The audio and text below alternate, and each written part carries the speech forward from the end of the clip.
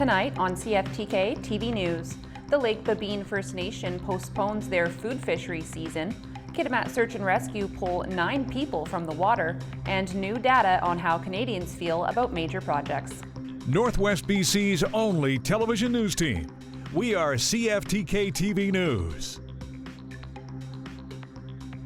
Hello, and thanks for joining us on this Monday, August 11th, 2025. I'm Jaylene Matthews. We'll begin tonight with our news that's local to the Northwest. History is in the making for the Kitsum Kalum First Nation. After more than 30 years of negotiations, the community launched its treaty ratification campaign with a vote set for November 1st, 2025. CFTK-TV's Helen Asante shares more. Amid U.S. tariff tensions pulling national focus, here at home, a different kind of negotiation is unfolding. On behalf of the Chief and Council of the Kitsum Kalum First Nation, we are proud to announce the ratification date for the Kitsum Kalum Treaty and Kitsum Kalum Constitution for Saturday, November 1st, 2025. The Kitsum Kalum Treaty team will be engaging the Kitsum Kalum people on the highest level over the next 3 months to ensure an informed vote. I'm excited to make this announcement today on a ratification date. Our nation negotiated this treaty for over 30 years to get to this point. Our people will go to the polls on Saturday, November 1st, 2025 to cast a vote for their future. For its people, this decision could redefine land rights, resource control, and their place within Canada's constitutional framework. And we needed the best for our people. We wanted better to improve health, education, economic opportunities, housing, better infrastructure. Those were some of the goals that Kalum, our members, our elders, our youth have expressed over the past couple of decades that I've been involved. If votes yes on the treaty, Kitsum Kalum would move from the Indian Act system to self-government under its own constitution. If successfully ratified by all parties, the treaty will constitutionally recognize Kitsum Kalum First Nations treaty rights to governance, harvesting, land ownership, resource management, and other rights and benefits. I acknowledge all the hard work and dedication from our leadership leading up to the announcement. We would not be here without them. Helen Asante, CFTK-TV News, Terrace. The Lake Babine Nation has had to postpone their food fishery season for now, as salmon numbers are low for this time in the season. The go-ahead for members of the Lake Babine Nation to harvest their 100 fish per household can't be given unless 600,000 salmon pass through their counting fence, which was the case this time last year. The nation's Chief Operating Officer, Bernard Patrick, says that things actually do look good for 2025, with the initial assessment of the Skeena run indicating that 2 million fish were on their way, but late getting to their final checkpoint. Patrick says everyone is anxiously awaiting the results, as this is their main source of protein now, just as centuries passed. Over the past weekend, the Kamat Search and Rescue team responded to a call from the RCMP saying a pair of boats had capsized on the Kamat River after they hit a large branch. 7 team members were dispatched to the scene, including their specialized swift water rescue team, and a secondary support also appeared in a helicopter. 9 people ended up in the water, and even though they were separated into 2 different groups, every person was able to be rescued and got transported to the Kitimat Air Park. Only one of the people ended up needing extra medical care and was taken in by the BC Ambulance Service. Both boats remain in the river, and the public is being asked not to go near them. Northern Health says work has gotten underway to bring a new CT scanner to the Kitimat General Hospital. The cost of this project is said to be around $4.7 million, and a majority of the funds for it are being covered by the Northwest Regional Hospital District, who has put forth $1.9 million, and the Kamat Hospital Foundation contributed $2.4 million. To go along with the new machine, the hospital will receive a new renovated department that is intended to deliver various clinical and diagnostic services. The scanner is expected to be fully operational by spring of 2026.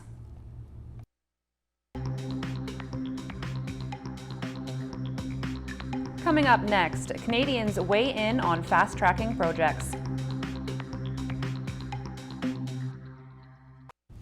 The District of Kitsum recently detailed how their work on upgrading their water treatment processes is going to this point. Ever since breaking ground back in March, the work has reportedly been going at a great pace, as the main level concrete slab was poured last week and the installation of their underground utilities will begin this month. One of the main goals of this work is not only to update their water treatment processes, but also to reduce the number of water advisories that they typically get due to elevated turbidity levels. And new data has been released on how Canadians feel about fast-tracking major infrastructure projects, even among consultation and environmental concerns. We are more than an obligation to be satisfied than swept aside. You want to work together? Then let's really work together. The First Nations Major Projects Coalition wants to bust the myth that Indigenous people oppose development. There has to be a shift in seeing Indigenous people not as a risk, but as an opportunity to de-risk projects, to ensure that investors will invest in Canada and those projects, and that we can get to market on time. New research from Nanos for CTV shows 70% of Canadians support or somewhat support national infrastructure projects, even if Indigenous nations are opposed. And more than half of Canadians, 59%, oppose or somewhat oppose Indigenous nations having the power to block infrastructure projects. I think what it shows is that there's a lack of understanding writ large across the country of the role Indigenous people play in the national economy. I think this speaks to a situation where there is political license, but that doesn't mean it's the best path forward. It's a similar story for provincial pushback. 77% of Canadians support or somewhat support national infrastructure projects despite provincial opposition. If the federal government were to try and move on developing infrastructure projects and steamroll the interests of provinces and Indigenous groups, then we're going to get tangled up in lawsuits every which way. And as Manitoba eyes potential oil shipment through Hudson Bay, 60% of Canadians support or somewhat support developing Arctic land as an oil and gas route, even if there are environmental concerns. There's a whole new appetite to move forward that never really existed to this level because of Donald Trump. Numbers that support this promise from the Prime Minister. Build, baby, build. Who has made listening summits with Indigenous groups a priority this summer. The Conservatives promising a motion this fall calling for shovels in the ground on major projects by March, the one-year anniversary of Mark Carney taking office, while Carney has said his Major Projects Office and Indigenous Advisory Council will be up and running by Labor Day. RCMP in Williams Lake say 39-year-old Andrew Barber slurped water from ponds and ate whatever he could find to stay alive after his truck had broken down on a Forest Service road north of McLeese Lake in the Caribou region. Barber was first reported missing on July 31st and found on August 8th when a helicopter spotted him near the makeshift shelter which he had built for himself out of sticks and mud near a rock with the word help scrawled on it. Staff Sergeant Brad McKinnon says Barber was severely dehydrated and has injured his right leg but is now said to be doing well. And stats show that the average rental prices in Canada are finally beginning to come down. Here's CTV's Colton Prail. This is North Vancouver, Canada's most expensive rental market that's now getting a little cheaper. It's beautiful, it's very livable, like it's something that we are super interested in. Here and in major cities across the country, prices are coming down. In Vancouver, the average rental is now 9% cheaper than this time last year. In Calgary, it's nearly 12%, while Toronto is down almost 5%. But ask renters, and they say it doesn't feel like much of a drop. It was quite the eye-opener and somewhat disappointing at times. It's the 10th month in a row average rental prices have dropped in Canada. In Toronto, Vancouver, and Montreal, that trend goes back at least 2 years. As the interest rates have dropped now, there are some potential renters that now can qualify to get into the market. So you take that demand away from the market, plus all the purpose-built rentals, plus the fact that the immigration policies have changed, and that puts us in the position we're in today. Meanwhile, housing starts and sales in the country's biggest cities have cratered. This week, a group of developers responsible for over half of Canada's yearly housing starts called on Ottawa to change the foreign home buyer ban, exempting the purchase of new homes, and to extend the GST rebate on new home sales for 3 years. Please do something. Do something so that you can actually make this industry survive. The Canadian Mortgage and Housing Corporation says housing starts need to double to over 430,000 a year for the next decade in order to meet demand. The Liberals have promised to reach that pace, but only by the end of the decade. Builders are warning construction could continue to slow before it gets better. Next, let's take a look at your Northwest weather report. Tonight on the North Coast, expect conditions to be cloudy, a 30% chance of showers early this evening, showers beginning this evening, a low of 14 degrees. Over the next few days on the North Coast, expect the clouds to stick around with a chance of showers, daily highs steady between 15 and 17 degrees, overnight lows between 12 and 13 degrees. Tonight in the Terrace-Kitimat area, expect it to be mainly cloudy with a 60% chance of showers, winds from the southwest at 30 kilometers an hour, gusting to 50, a low of 15 degrees. Over the next few days in the Terrace-Kitimat area, expect some clouds and possible showers, daily highs between 16 and 23 degrees, overnight lows between 12 and 13 degrees. Tonight in the Bulkley Valley and Lakes District, it's looking partly cloudy, a 30% chance of showers this evening, winds from the west at 20 kilometers an hour, gusting to 40, becoming light late this evening, a low of 9 degrees. Over the next few days in the Bulkley Valley and Lakes District, expect a mix of sun, clouds, and maybe some showers, daily highs between 18 and 22 degrees, overnight lows between 9 and 12 degrees. Checking your highways around the Northwest now. On Highway 16, there's construction in Prince Rupert with a detour in effect, as well as bridge maintenance, road sweeping, and utility work going on. On Highway 37, watch for bridge construction as well as road maintenance. On Highway 37A, there's a section with falling rocks as well as paving operations underway. And this is what the roads were looking like this afternoon around the region from the view of the province's highway cams.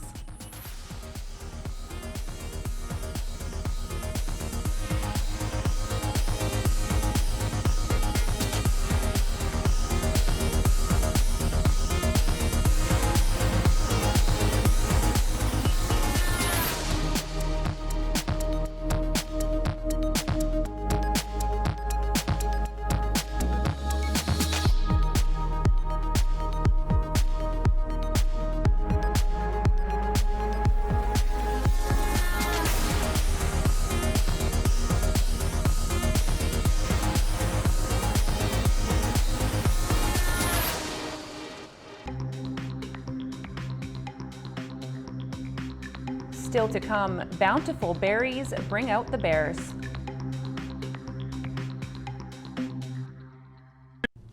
This year's wildfire season is the second worst on record, with 7.3 million hectares of land burned from coast to coast.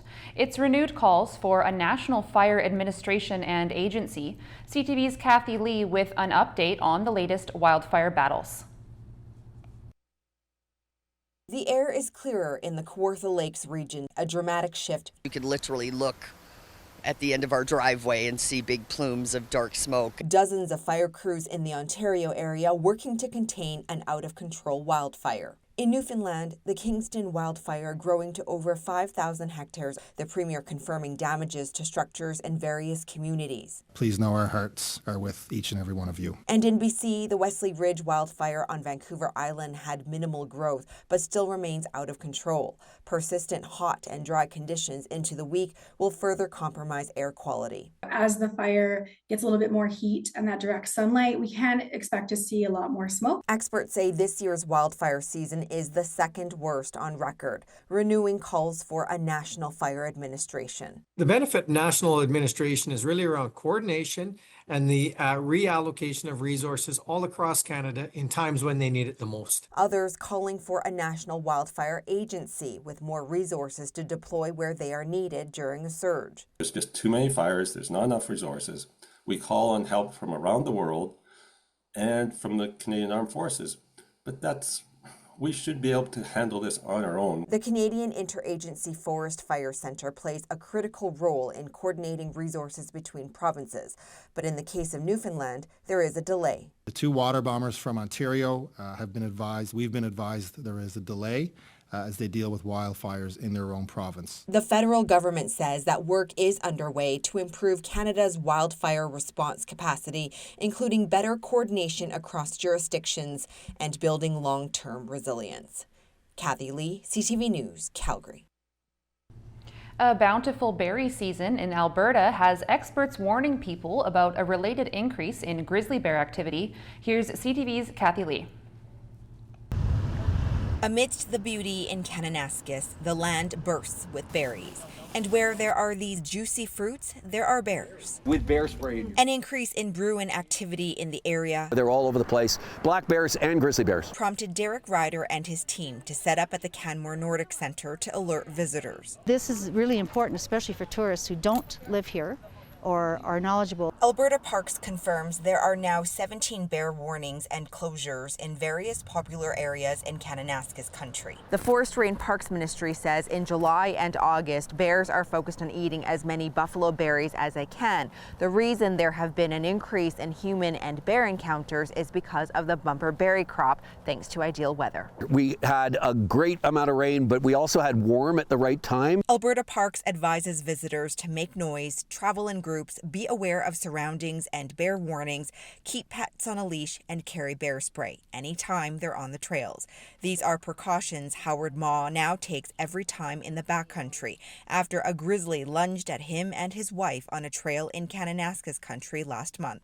The lesson for us is that no matter what, if it's a short hike, even if you think it'll be a popular one with lots of people around, always be prepared. The province says it's always looking for new ways to improve human-wildlife coexistence with various strategies to teach bears to be wary of people. All the bear cares about is his berries. But education for people about the bears also crucial. If you run across a bear, stop, talk, walk. Stop, assess what that bear is doing. If it's just got its head in the bush and it's just eating, leave it alone. Sound advice so that animal and human can both enjoy the beauty of nature and go home happy. Kathy Lee, CTV News, Kananaskis country. Turning to the stock markets now, strength in consumer cyclical stocks helped Canada's main stock index finish slightly higher on Monday, while U.S. markets lost ground. The Canadian dollar fell by 0.2 cents. The price of gold dropped to $87. Oil fell 9 cents. Natural gas was down 1 cent. Aluminum dropped $8. In Toronto, the TSX was up almost 17 points. The Venture Index was up by 6. In New York, the Dow Jones was down 200 points and the Nasdaq fell by almost 65. Still ahead, the potential Air Canada stewardess strike. The president of Ukraine says he has spoken with Prime Minister Mark Carney today ahead of the U.S.-Russia summit on the ongoing war. Volodymyr Zelensky says he and Carney agreed that no decisions about Ukraine's future and security can be made without Ukraine's participation. U.S. President Donald Trump and Russian President Vladimir Putin are preparing to meet in person in Alaska on Friday. Zelensky has so far been excluded from those talks, and other European leaders are unlikely to be invited. More from the States, U.S. President Donald Trump is zeroing in on crime in the capital of the country following a series of violent events in the area. ABC's Nicole D'Antonio reports. This morning, President Trump is set to unveil his plan to crack down on crime in the nation's capital. The president posting he will essentially stop violent crime in Washington, saying, quote, "Before the tint, squalor, filth, and crime, it was the most beautiful capital in the world. It will soon be that again." Trump posting, "The homeless have to move out immediately. We will give you places to stay, but far from the capital." Trump has suggested in the past that the federal government should take over the city and threatened to have the feds step in after a former worker for Elon Musk's Doge Group was assaulted during an attempted carjacking last week. We have a capital that's very unsafe. We're going to do something about it. Over the weekend, more than 100 federal agents were deployed across D.C. in a massive anti-carjacking operation. Trump also suggesting trying young teenagers as young as 14 as adults. City police are now enforcing an 8 p.m. juvenile curfew in parts of the city after a teenager opened fire at a park in the Navy Yard district. Despite recent high-profile events, officials in D.C. say violent crime is actually down more than 25% from last year. If the priority is to show force in an American city, we know he can do that here. But it won't be because there's a spike in crime. Still, the president has suggested sending the National Guard into the Capitol. It comes as a lawsuit goes to court today over Trump's deployment of the National Guard in California to control immigration protests in June. Governor Gavin Newsom suing, saying state officials did not want or need federal interference. Trump's lawyers say the troops were only protecting federal property and personnel, not engaging in law enforcement activities. Air Canada's flight attendants are mobilizing tomorrow in 4 major Canadian cities, standing in silence as talks continue between their union and Air Canada for a new agreement. If that doesn't happen, workers could walk off the job as early as next weekend, impacting as many as 150,000 passengers that use the airline each day. Camille Carmali reports. Good to go. The Bracco family, locked and loaded, ready for their dream vacation in Italy. There's just one thing weighing on them. I know that there's a potential for the strike, and if we end up having to stay, then we stay. More than 10,000 Air Canada flight attendants could go on strike as early as Saturday, just past midnight, if a new agreement isn't reached with Air Canada. Flight attendants are also taking part in what they call a mobilization on Monday, simultaneously at airports in Montreal, Toronto, Vancouver, and Calgary. You'll see flight attendants in their uniforms standing in silence in support of their union. Their union at the bargaining table with Air Canada throughout this week. The previous 10-year contract expired back in March. The union says key sticking points are wages, work rules, and unpaid hours, claiming they're not paid for a lot of the work they do. Such as our safety regulatory checks, boarding, deplaning. If we have a medical emergency on the ground, we're not compensated for that. While Air Canada says it remains at the table and is focused on achieving a deal with the union. For passengers, travel experts say it's too soon to cancel travel plans, but a better idea would be to buy a refundable ticket with another airline as a backup plan. In case the strike does not happen, they will then, of course, be able to get their monies back. And if it does happen, they were smart. They did it.